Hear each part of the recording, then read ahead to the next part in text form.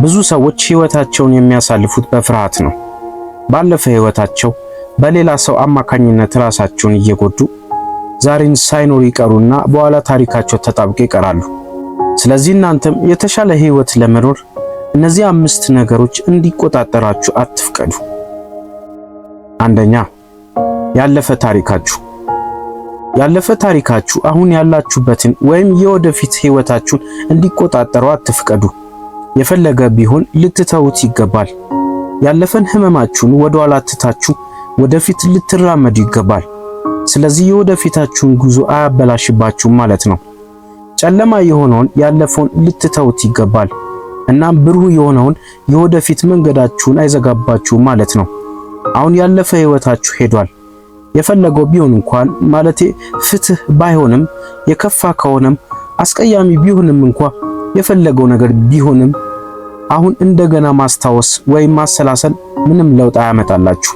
የሆነ ሰው ትክክል ያልሆነ ነገር ቢያደርጋችሁ ብቸኛው መንገድ ልታሸንፉ የምትችሉት በመተውና ወደፊት በመቀጠል ነው። በጥላቻ ብቻ የምትኖሩ ከሆነ ያሸንፏችኋል። በደል ደርሶብኛል ብለህ የምትኖር ከሆነ ያሸንፈዋል። ማሸነፍ ከፈለክ የወደፊትህን መገንባት ላይ ትኩረት በማድረግ ሊሆን ይገባል። እናም አሁን ጀምር። ያን ሸክም ከጀርባ ጣለውና ነፃ ትወጣለህ ማለት ነው። ያለፈ ታሪክህ አሁን ያለህበትን ህይወት እንዲያበላሽብህ አትፍቀድ። ስለዚህ የድሮውን ከባዱን ህይወትን ማሰላሰል ልትተው ይገባል። ምክንያቱም ሰው ባለፈ ህይወቱ አይኖርምና።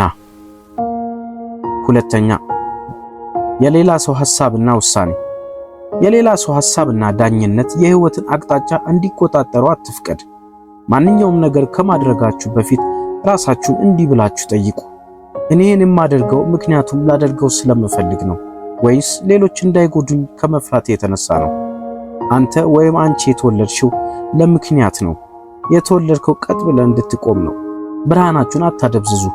አሰልቺ በሆነው በሰው ህይወት ውስጥ ሰምጣችሁ እንዳትቀሩ። ማንነታችሁን አንጸባርቁት። በዚህን ጊዜ ለእናንተ የሚጨነቅላችሁ ሰዎች ደግሞ ከእናንተ ጋር አብረው ያንጸባርቃሉ። ሶስተኛ፣ ለራሳችሁ ውስን የሆነ እምነት አትስጡ። ለራሳችሁ ውስን በሆነ እምነት በመስጠት ህይወታችሁን እንዲቆጣጠሩ አትፍቀዱ። እንደ አስተሳሰብ ምናልባት ከልጅነታችሁ ይዛችሁት የመጣችሁት ሊሆን ይችላል። ሙሉ ህይወታችሁ ማለትም አጠገባችሁ ያሉ ሰዎች እያዳመጣችሁ ለራሳቸው እንኳን ህልማቸውን ማሳካት ያልቻሉትን ማለት ነው። የምትፈልጉትን ከማድረግ የሚገድባችሁ ነገር የለም። ሊኖራችሁ ልትሆኑት የምትፈልጉትን ጭምር ማለትም በራሳችሁ ካመናችሁ ሁሉም ነገር ይቻላል።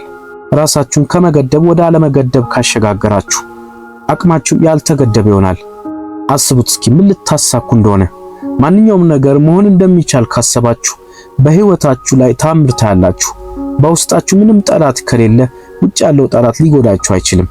ማለትም በውስጣችሁ ወደ ኋላ አንቆ የሚይዛችሁ ነገር ከሌለ እንዲሁም በውጪ ወደ ኋላ አንቆ ሊይዛችሁ የሚችሉ ነገር አይኖርም። ህይወታችሁ ሊቀየር የሚችለው አእምሮአችሁ በምትወስኑት ውሳኔ እምነት ሲኖረው ነው። ማንኛውም ክስተትና ፈተና ከእርግማን ይልቅ እንደ በረከት ማየት ስትጀምሩ በዛን ጊዜ ሁሉም ነገር እንዳመጣጡ ትቀበላላችሁ።